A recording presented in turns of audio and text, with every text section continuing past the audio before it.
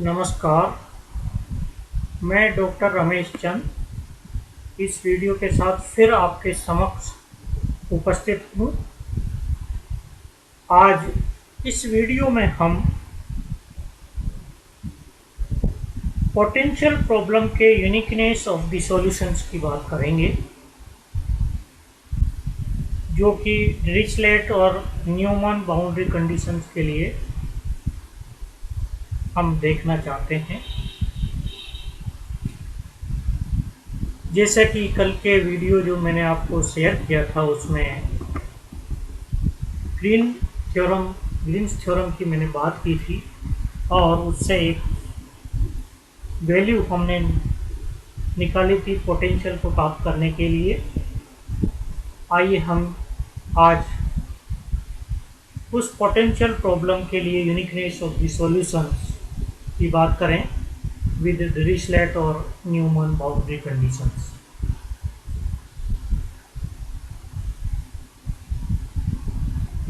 ये पॉइसन और Laplace equation के एप्रोप्रिएट बाउंड्री कंडीशंस के अंदर सॉल्यूशंस को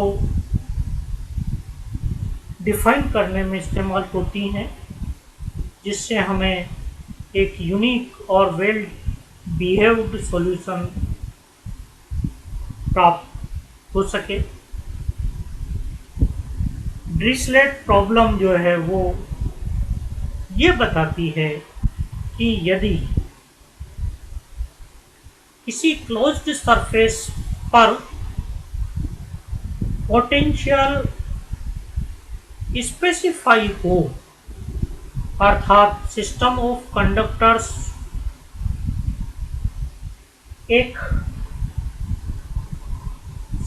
कंडक्टर्स को डिफरेंट पोटेंशियल्स पर लें और वो पोटेंशियल प्रत्येक कंडक्टर के ऊपर स्पेसिफाई हो, तो यह एक यूनिक पोटेंशियल प्रॉब्लम को स्पेसिफाई करता है।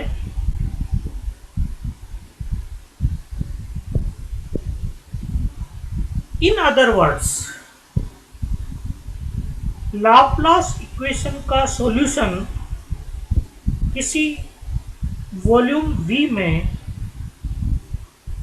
यूनिकली डिटरमिन होता है अगर पोटेंशियल उस बाउंड्री सरफेस पर स्पेसिफाई है। तो इसको देखने के लिए आइए कुछ एनालाइज करते हैं अपन।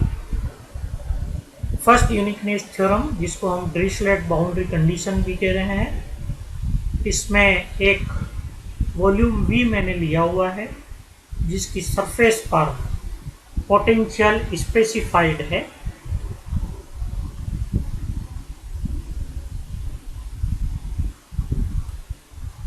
ये मान लेते हैं कि जो सॉल्यूशन है वह दो मान रखता है, φ1 और φ2। क्योंकि दोनों सॉल्यूशन हैं तो ये लाप्लास और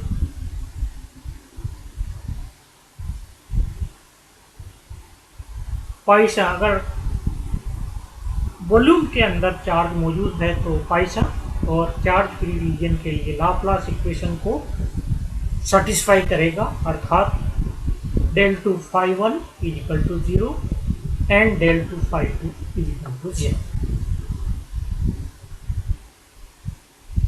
Let we consider a difference between these two solutions, φ1 and φ2, and इसको हम φ3 से यहाँ ले रहे हैं, φ3 = φ1 - φ2। इसके ऊपर जब दोनों साइड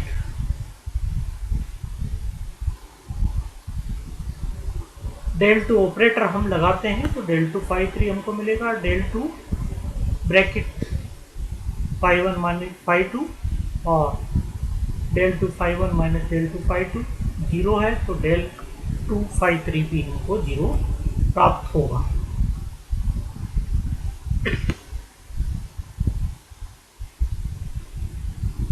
ये सभी बाउंड्रीज पर 0 होगा, क्योंकि हमने यहाँ लिया हुआ है कि प्रत्येक सरफेस पर पोटेंशियल स्पेसिफाइड है।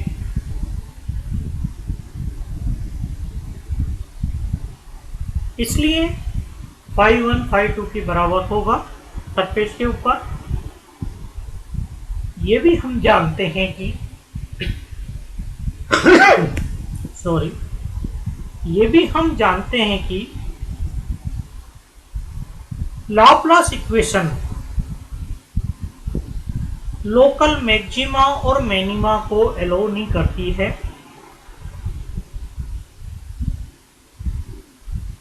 ऑल एक्सट्रीमिटीज जो भी हमको प्राप्त होती है वो बाउंड्रीज पर होती हैं, और बाउंड्रीज पर पोटेंशियल स्पेसिफाइड है।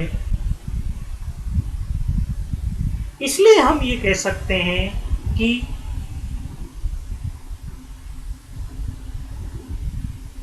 Maximum and minimum of V3 are both 0, that is phi 3 is equal to 0।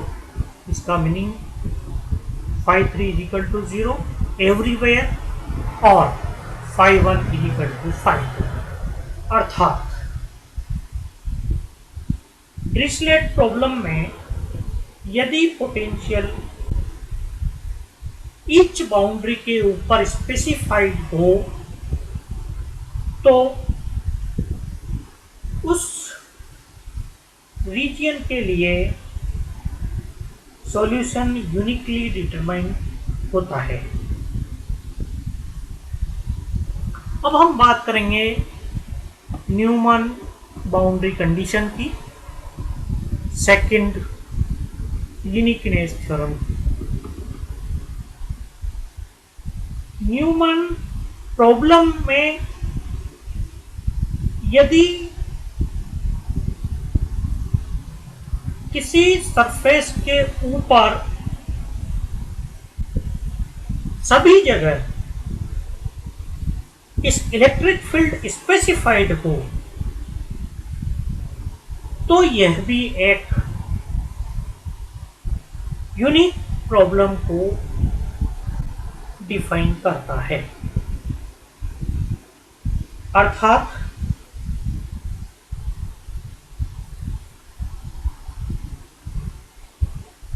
Conductor से सराउंडेड वॉल्यूम V में जिसमें स्पेसिफाइड चार्ज डेंसिटी रो मौजूद है, electric field is uniquely determined अगर total charge on each conductor is given, जिसको हम specification of electric field everywhere on the surface के रूप में ले रहे हैं। इसके एनालिसिस करने के लिए let us consider two electric fields E1 and E2 satisfy the condition of problem, that is del dot E1 is equal to rho upon epsilon 0 and del dot E2 is equal to rho upon epsilon 0। यहाँ आपको मालूम है ये Gauss law है। इस Gauss law को जब हम इंटीग्रल फॉर्म में लिखें तो ये हमको देगा surface integral E1 dot ds is equal to Q enclosed upon epsilon 0, जहाँ Q टोटल चार्ज है जो कि उस सरफेस के अंदर मौजूद है।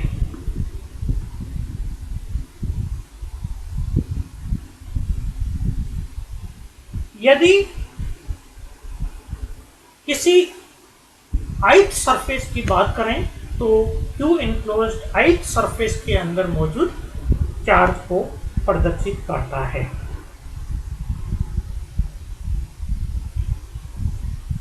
हम लेकर चलें E3 equal to E1 minus E2 के रूप में, तो इसका डाइवर्जेंस दोनों साइड में लेने पर यह हमें सदैव 0 देगा। आप यहाँ से देख सकते हैं। और इसको जब पूरे वॉल्यूम पर इंटीग्रेट आउट करके गॉस डाइवर्जेंस थ्योरम का इस्तेमाल करें तो हमें इंटीग्रल E3.ds इक्वल टू 0 प्राप्त होता है।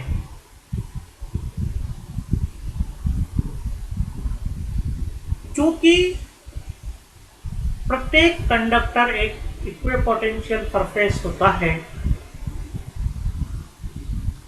अर्थात प्रत्येक कंडक्टर के ऊपर phi3 प्रत्येक बिंदु पर कांस्टेंट होगा। So on the surface of conductor del dot phi3 E3 is equal to, constant होने से बाहर आ जाएगा, phi3 डेल डॉट E3। बाहर लेने से पहले ये हमको मालूम है वेक्टर आइडेंटिटी से कि आप जब एक स्केलर और वेक्टर के प्रोडक्ट के साथ डाइवर्जेंस लेते हैं तो इसको हम इस तरह से लिखते हैं phi3 del dot E3 plus E3 dot del phi3। ये सिंपल वेक्टर आइडेंटिटी है जिसका इस्तेमाल मैं यहाँ कर रहा हूँ। क्योंकि डेल डॉट E3 0 है, अतः ये वाला पार्ट 0 देगा हमको। Del phi3 negative gradient of E के बराबर होता है, अतः ये वैल्यू हमको देगा माइनस E3। इन दोनों का डॉट प्रोडक्ट होने से ये माइनस E3 स्क्वायर हमको देगा। इन दोनों के लिए दोनों साइड में वॉल्यूम इंटीग्रल कैलकुलेट करें तो हमको मिलेगा integral del dot phi3 E3 minus integral E3 square डी2, और डेल डॉट phi3 E3 डी2 के लिए गाउस डाइवर्जेंस थ्योरम का इस्तेमाल मैं करूं तो मुझे ये सरफेस इंटीग्रल के रूप में देगा, जिसकी वैल्यू मैंने यहाँ लिखी हुई है, surface integral over surface S phi3 E3 dot ds, और यह माइनस E3 स्क्वायर डी2 के बराबर होगा। क्योंकि phi3 कांस्टेंट है, हम देख चुके हैं, ये इंटीग्रल से बाहर आएगा और integral s E3 ds is equal to minus integral E3 square डी2 के रूप में हमको मान प्राप्त होता है। और E3 डॉट ds का लाइन सरफेस इंटीग्रल 0 है, ये हम यहाँ देख चुके हैं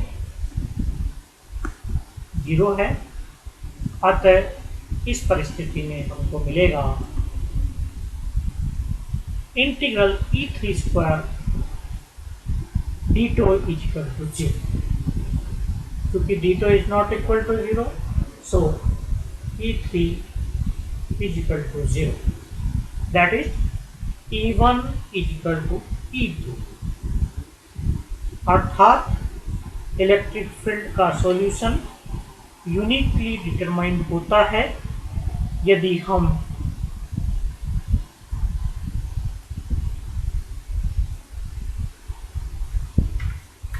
सरफेस के ऊपर सरफेस के अंदर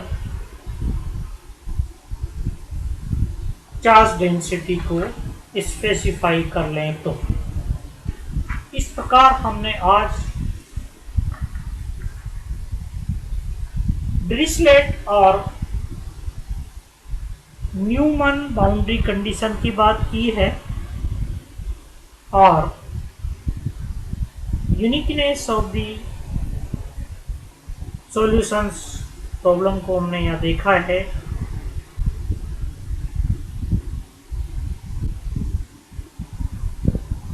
कल अर्थात जो अगला वीडियो मैं आपके साथ शेयर करूंगा उसमें मैं इलेक्ट्रोस्टैटिक बाउंड्री वैल्यू प्रॉब्लम्स को ग्रीन फंक्शन के साथ कैसे फॉर्मल सॉल्यूशन हम करते हैं के बारे में बताऊंगा। तब तक के लिए मैं ये वीडियो समाप्त करता हूं और अगले वीडियो में आपको आमंत्रित करता हूं। नमस्कार।